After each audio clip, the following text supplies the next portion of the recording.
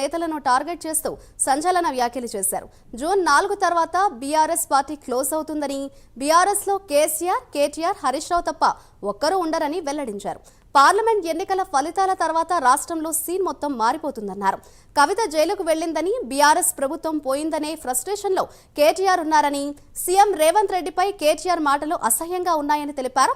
అదేవిధంగా మహిళలకు ఉచిత బస్సు సౌకర్యం కల్పించినందుకు, 30,000 మందికి ఉద్యోగ నియామకాలు చేపట్టినందుక రేవంత్ రెడ్డిని కేటీఆర్ తిడుతున్నాడా అని ప్రశ్నించారు. ఆయన ఈరోజు మొత్తం కూడా మధ్య భ్రమించి ఇక పార్టీ ఇంకొక 4వ తారీఖు అంటే ఎంత అయింది, ఇలా 23 అంటే ఇంకా 12 రోజులు పార్టీ అనేది లేకుండా పోతుంది. ఒక ఎమ్మెల్యే ఉన్నాడు, ఒక కార్యకర్త ఉన్నాడు, 14 స్థానాలు 15 డిబైట్ పోయిన ఉంటాడు ఆ పార్టీలో.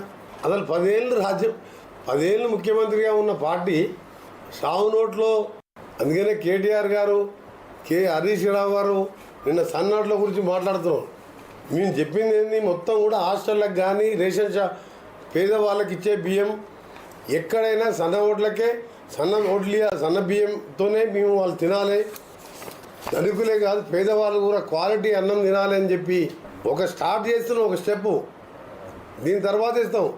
అలాగే ఇప్పటికే మా తీర్మాన బలాన్ని గెలిపించాలని మా దగ్గర ప్రచారం కూడా బూత్ లెవెల్లో మన ఎంపీ ఎన్నికలు అప్పుడే ఈ ప్రచారాన్ని కూడా మొదలుపెట్టాం.